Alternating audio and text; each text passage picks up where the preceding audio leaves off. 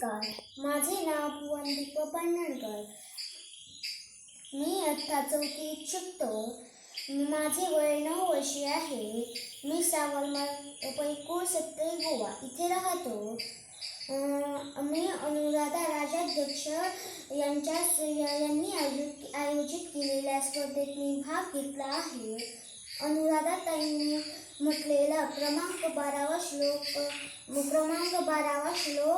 मला खूप आवडला आणि तो मी आता तुम्हाला म्हणून दाखवणार आहे. मना मानसी दुःखाणु नको रे मना सर्वथा शोक चिंता नको रे. विवेके देही बुद्धी सोडून घ्यावी विधेयपणे मुक्ती भोगीत जावी. आता मी या श्लोकाचा अर्थ सांगणार आहे.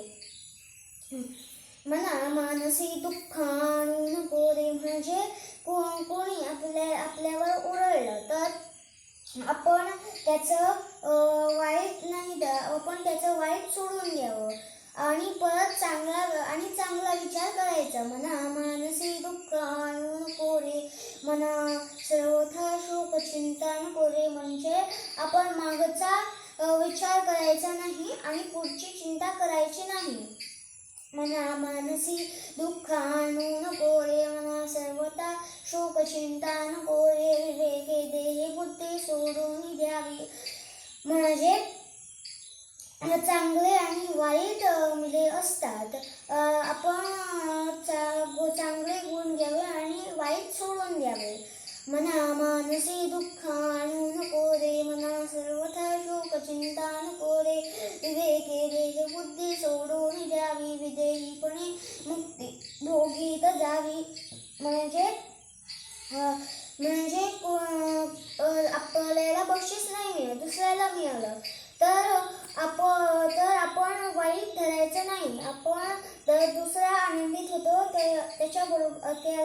त्याच्याबरोबर आपण सहभागी व्हायचं.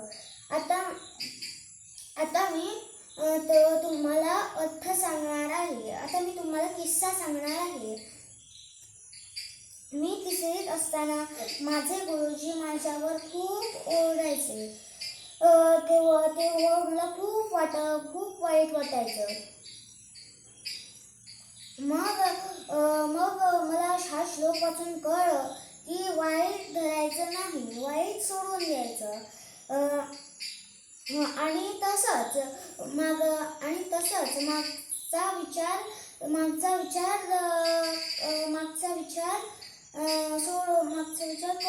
सोडून द्यावा आणि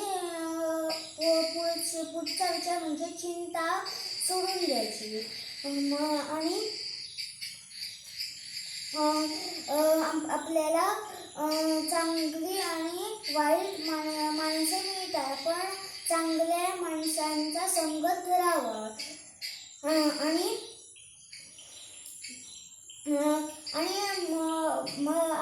मला बक्षीस मिळालं नाही, दुसऱ्याला मिळालं तर आपण वाईट धरायचं नाही. आपण जो आनंदित होतो त्याच्याबरोबर सहभागी व्हायला पाहिजे. जय जय रघुवीर समर्थ.